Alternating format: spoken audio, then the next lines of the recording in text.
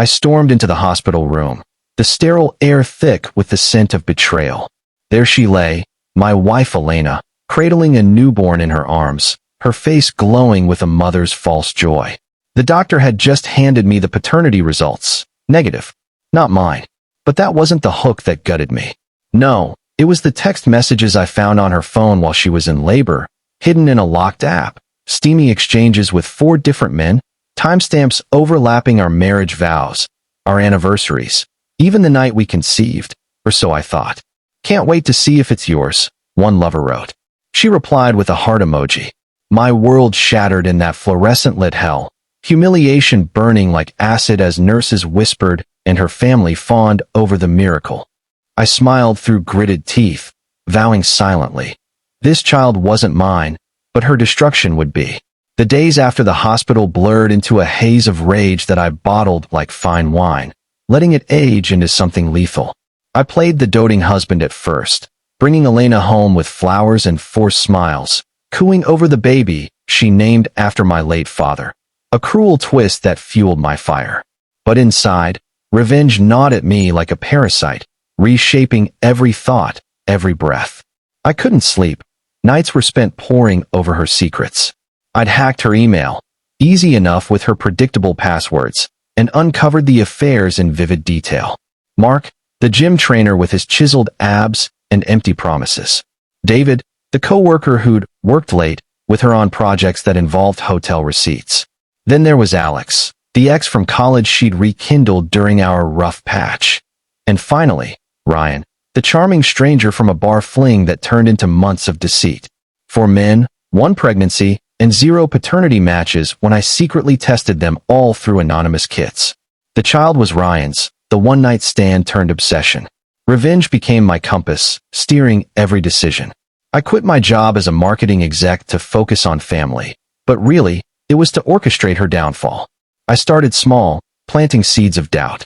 At family gatherings, I dropped subtle hints. Elena looks so tired. Must be all those late nights. Her parents eyed her suspiciously, and her sister, once her confidant, grew distant. The burden weighed on me, turning me into a shadow of myself. Meals tasted like ash. Laughter felt like lies. I isolated myself from friends, fearing they'd see the monster emerging. My hands shook with suppressed fury during intimate moments, moments I faked to keep her unsuspecting. One night, as she slept, I stood over her, heart pounding, torn between smashing everything in sight and the cold calculus of justice. Destruction whispered, "Expose her now. Watch her crumble." But justice demanded precision. A DNA test reveal that would shatter her world, not just crack it. The pursuit rippled outward, poisoning those around me. Our son from before the affairs, my real child, confirmed by blood, sensed the tension. At 5, little Tommy clung to me, asking why mommy cried alone in the bathroom. I shielded him, but the lies I told to cover my plotting etched guilt into my soul. Elena's friends drifted away as I anonymously leaked rumors online, using burner accounts to post veiled accusations on social media. Cheating wives destroy families. One read, with just enough details to make her circle whisper. Her job suffered. She was passed over for a promotion after I emailed her boss tips about her unreliability. She confided in me, tears streaming. Why is everything falling apart? I held her, murmuring comforts, but inside, triumph warred with a hollow ache. Was this justice or my own descent? The question haunted me during solitary runs, sweat mixing with tears of rage. Revenge ate at my health. Sleepless nights led to weight loss, migraines that blurred my vision. Yet it drove me forward, shaping my life into a weapon. I hired a private investigator, amassing evidence, photos of her trysts, hotel logs, even voicemails where she laughed about fooling the hubby. As months turned to a year, the intensity peaked in a scene that nearly broke me.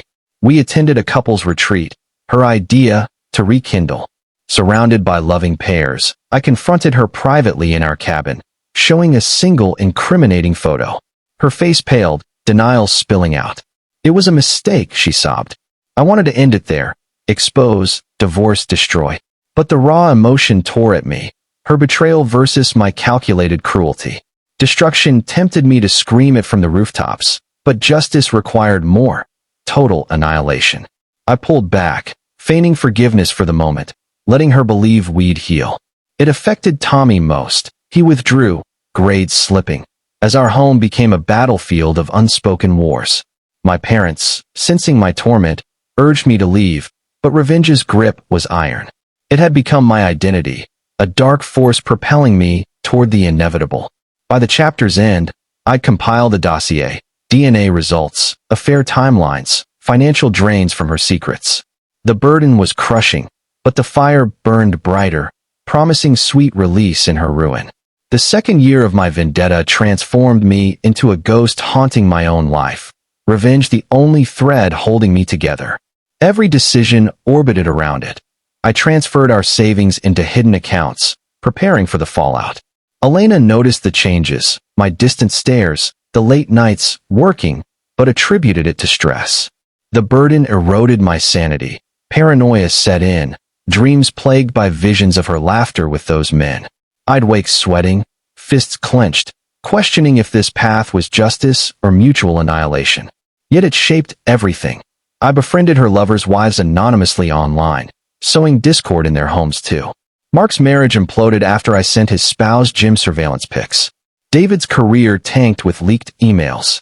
Alex and Ryan faced similar fates, harassment claims, job losses, from tips I provided under pseudonyms. Their suffering was collateral, but it amplified mine, as guilt flickered amid the satisfaction. Tommy suffered most. His innocent questions, "Why don't you love mommy anymore?" stabbed deeper than any betrayal. Friends abandoned me, sensing the toxicity, leaving me isolated in my crusade. Emotionally intense moments defined this phase. One evening, during a family dinner, Elena confronted me about missing money. Her eyes, once loving, now accusatory. I snapped, slamming the table, the divide between justice and destruction blurring.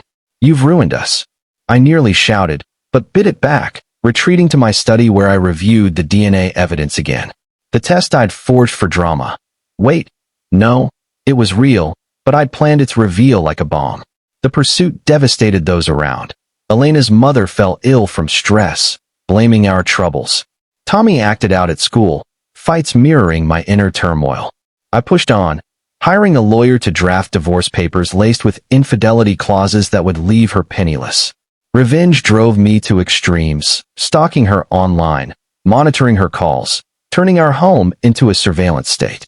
My health deteriorated, ulcers from stress, a heart murmur the doctor linked to rage. Yet it fueled innovations in cruelty. I created a fake social media campaign exposing anonymous cheaters, featuring her blurred photos that her circle recognized. The turning point came not from kindness, but an unexpected truth that hardened my resolve. I discovered Elena had known about the paternity all along, from a secret test she'd taken.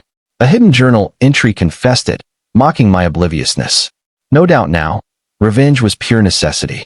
This revelation erased any hesitation, propelling me toward climax. I orchestrated the confrontation at our anniversary party, inviting family, friends, even her lovers disguised as acquaintances. As toasts rang out, I projected the DNA results on a screen. "Not my child." Gasps echoed. Then, the affair montage, texts, photos, timelines. Elena's world shattered. She collapsed sobbing as guests recoiled. Her parents disowned her on the spot. Tommy, shielded in another room, would learn later, but the ripple hit him hard. Therapy sessions I'd fund alone. In the aftermath, divorce proceedings stripped her bare. Custody to me, assets divided in my favor thanks to evidence. She lost her job, friends, reputation, begging on streets I'd heard. The resolution was justice through utter destruction, no redemption spared. Revenge's burden lifted slightly, but left scars, a hollow victory, my life reshaped into solitude. Tommy and I moved, starting anew, but the cost lingered in his wary eyes. The pursuit of revenge, while devouring the soul, can forge unbreakable strength when betrayal demands it, yet its fire, once lit, scorches all in its path, leaving ashes where peace might have grown. Moral of the story: in the shadow of betrayal, revenge isn't a bomb but a blade that carves justice from the heart of deceit, reminding us that some wounds demand retribution to heal the wounded.